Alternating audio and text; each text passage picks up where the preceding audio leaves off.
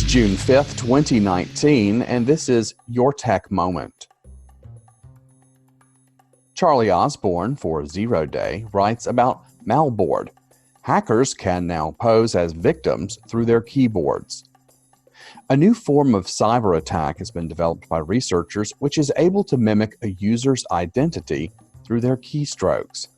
The continual evolution of cyber attacks and their increasing sophistication has led to a situation where signature-based antivirus products are no longer enough. A multi-layered approach to personal security, including two-factor authentication, is slowly becoming commonplace in order to reduce our reliance on passwords alone. The idea of verifying our identity through behavioral patterns, such as through keystrokes or mouse movements, is also being explored. But as Ben-Gurion University of the Negev, BGU, malware lab researchers have revealed, no single security solution is foolproof. On Wednesday, the team said they have developed a new form of attack dubbed malboard, which is able to evade detection products intended to continuously verify the user's identity based on personalized keystroke characteristics. It's not just the speed of keystrokes which can be used to verify a user. How we respond to typographical errors and whether or not we mistype particular characters are behavioral elements which can be used to verify our identity too. In a paper published in the academic journal Computer and Security, available online, BGU showed how a compromised keyboard can be used to generate and send malicious keystrokes which mimic its victim.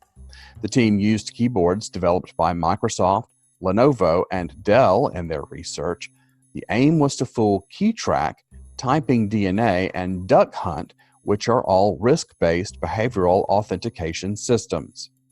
These forms of software use AI-based algorithms and machine learning to analyze our keystrokes in order to add another layer of verification to user accounts. However, these same algorithms can be used to fool them. In order to develop malboard, the team used behavioral data generated from 30 participants performing 3 different keystroke tests. This information was fed into the attack's underlying AI database, and algorithms created by the system were pitted against the detection software. A keyboard infected with malboard was able to automatically generate keystrokes in the style of the participants by injecting keystroke movements as malicious software. In 83 to 100% of the tests, KeyTrack, Typing DNA, and Duck Hunt were fooled. You can read more about this story over at ZDNet. For every new technology, there is an equal and opportunistic anti-technology hackers will use to undermine it. Multi-factor authentication simply must have a security component, like a password, that the user can choose and change. We can't change our biometrics, and for them to be used, there must be a hash to check them against. Location coordinates can be spoofed, and once a behavioral trend has enough data to create a hash, then that too can be replicated. Let's get serious about security instead of trying to create prestidigitation to wow users. Josh Constant writes today, AntiToxin sells safety tech to clean up poisoned platforms. The big social networks and video games have failed to prioritize user well-being over their own growth. As a result, society is losing the battle against bullying, predators, hate speech, misinformation, and scammers. Typically, when a whole class of tech companies have a dire problem they can't cost-effectively solve themselves, a software as a service emerges to fill the gap in web hosting, payment processing, etc. So along comes AntiToxin Technologies, a new Israeli startup that wants to help web giants fix their abuse troubles with its safety as a service. It all started on Minecraft. AntiToxin co-founder Ron Porat is a cybersecurity expert who started popular ad blocker Shine.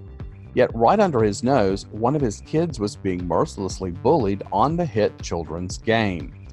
If even those most internet-savvy parents were being surprised by online abuse, Porat realized the issue was bigger than could be addressed by victims trying to protect themselves.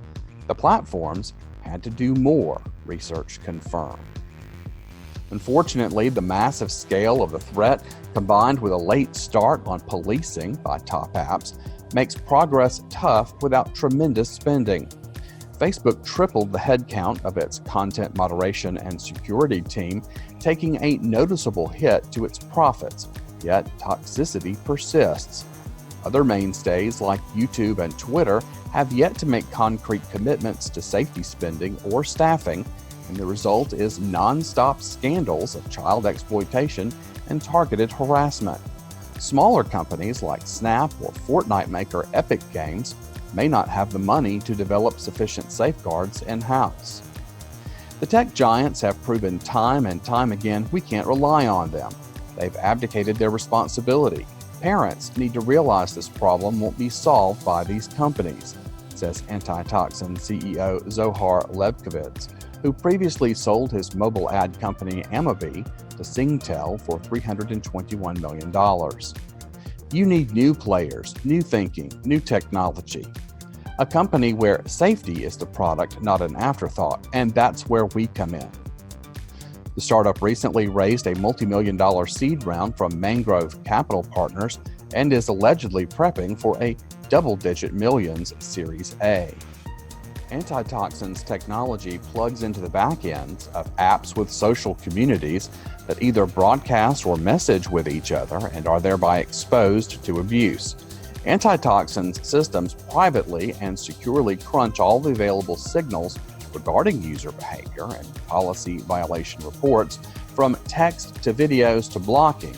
It can then flag a wide range of toxic actions and let the client decide whether to delete the activity, suspend the user responsible, or how else to proceed based on their terms and local laws.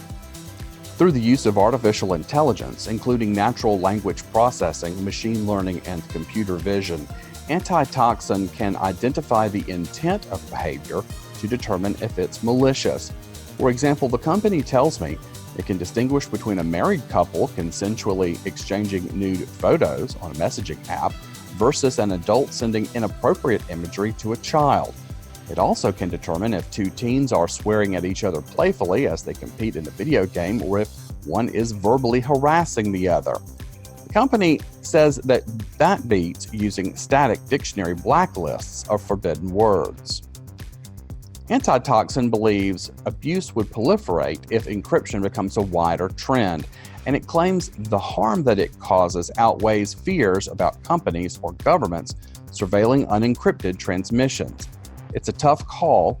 Political dissidents, whistleblowers, and perhaps the whole concept of civil liberty rely on encryption, but parents may see sex offenders and bullies as a more dire concern that's reinforced by platforms having no idea what people are saying inside chat threads. You can read more about how Israeli AntiToxin has tapped into conversations and is becoming the middleman in negotiating harmful online behavior at TechCrunch.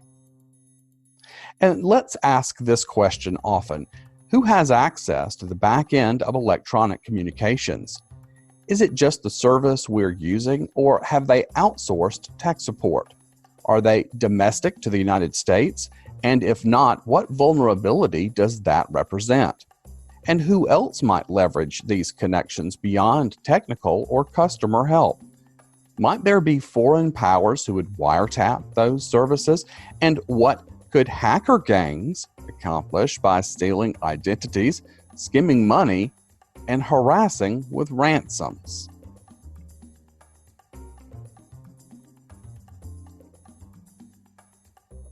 Mariella Moon writes, Skype brings screen sharing to Android and iOS devices. Skype has officially launched screen sharing for Android and iOS devices less than a couple of months after the feature rolled out for beta users. Screen sharing can be a valuable tool for video calls, whether for personal or work purposes, say to show a colleague the graphs you've been working on, or to show a friend how to find a particular setting in their phone. It's high time the feature made its way to mobile, seeing as smartphones are everywhere now. The screen sharing feature lives within the newly redesigned ... menu that you can see at the bottom right corner of the screen while you're in a video call. It shares its home with call recordings, subtitles, and the ability to add people. While the feature is active, a banner at the top clearly indicates that it's beaming a copy of your screen to the other person in the call. In addition, Skype's redesigned mobile calling experience is now also out of beta. It lets you focus on video calls by hiding call controls with a single tap and all the elements on the screen with a double tap. Skype has started rolling out the features for Android and iOS devices running iOS 12 and up. You find this story and more over at Engadget today. In reviewing this article, I wondered how useful this feature really is. I don't work much directly from my phone, but for millions, it is their primary computing device. Will you use screen sharing from your mobile phone? Perhaps drawings using a tablet make more sense? Natasha Lomas writes, Google appeals $1.7 billion EU AdSense antitrust fine. Like clockwork, Google has filed a legal appeal against a $1.7 billion antitrust penalty the European Commission slapped on its search ad brokering business 3 months ago. The Telegraph reported late yesterday that the appeal had been lodged in the General Court of the European Union in Brussels. A Google spokesperson confirmed that the appeal had been filed but declined to comment further. Reached for comment, a Commission spokesperson told us the Commission will defend its decision in court. This is not the first multi-billion-dollar fine for Google from the EU, and you can read more about this over at TechCrunch today. What seems to be the norm now in the EU is retroactively applying new ideas of anti-competitive behavior to punitively extract cash from tech giants. These fines curb future behavior but don't write new laws. Here in the States, we look at whether laws were broken and, if so, levy fines. And if the law is insufficient to curb the behavior, we modify the law for future behavior. These fundamental differences about how we regulate differently create challenges for multinationals who'd much rather work in a singular way across jurisdictions. Perhaps this explains lowest common denominator behavior once a tech company outgrows the United States domestic market to branch out, and why they begin to behave in un-American ways. Carl Weinschenk writes today about a study which says broadband reduces unemployment, especially in rural areas. Here are some highlights from the report. In studying 95 counties in Tennessee from 2011 to 2016, researchers found that access to high-speed broadband can significantly reduce unemployment rates, especially in rural communities. Counties with access to high-speed broadband now have approximately 0.26 percentage points lower rate of unemployment compared to low-speed counties. Early adoption of high-speed broadband could reduce unemployment rates by an average of 0.16 percentage points per year. Counties lacking high-speed broadband have smaller populations and population density, lower household income, and a slightly smaller portion of people with at least a high school diploma. You can read about this over at telecompetitor.com today. How much should government subsidize the expansion of broadband internet? Perhaps studies like this show that, like the telephone, connecting more people outside of population centers improves overall quality of life by reducing poverty due to unemployment. But to take advantage of telework, those rural employees will need the skills and structure to take advantage of it. Are we doing enough to shepherd all Americans into this new connected age? I'd love to get your feedback about this, either in the comments below or on Twitter. You can find me at WEYM0. Eric Mack writes, SpaceX Starlink satellites have astronomers amplifying the cosmic alarm. The world's largest organization of professional astronomers is sounding the galactic alarm over Elon Musk's plan to send a swarm of SpaceX satellites into low Earth orbit. Almost immediately after a Falcon 9 rocket released the first batch of the company's Starlink broadband internet satellites last month, stargazers were dismayed by just how bright and noticeable the train of orbiting routers is in the night sky. Now the concern has moved from chatter on social media to a more formal call for new government regulation from the International Astronomical Union. In a statement Monday, the IAU said large satellite constellations like Starlink could have unforeseen consequences for advancing our understanding of the universe and the protection of nocturnal wildlife. We do not yet understand the impact of thousands of these visible satellites scattered across the night sky, and despite their good intentions, these satellite constellations may threaten both, the statement reads. Observatory scientists are alarmed by the new clutch of broadband satellites which impede their study of the night sky. Elon Musk also hinted at a possible long-term solution on Twitter. We need to move telescopes to orbit anyway. You can check out how congested things are up there in this article over at CNET. Help me spread the news. Share this blog across social media, won't you? Get updates throughout the day from my Twitter feed at WEYM0.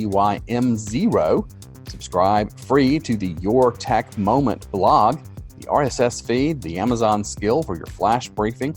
Listen to the podcast from SoundCloud, Stitcher, Spotify, and Apple, or watch on YouTube.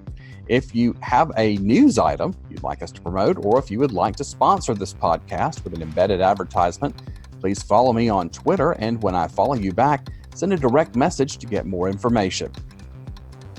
Have a great Wednesday, everyone.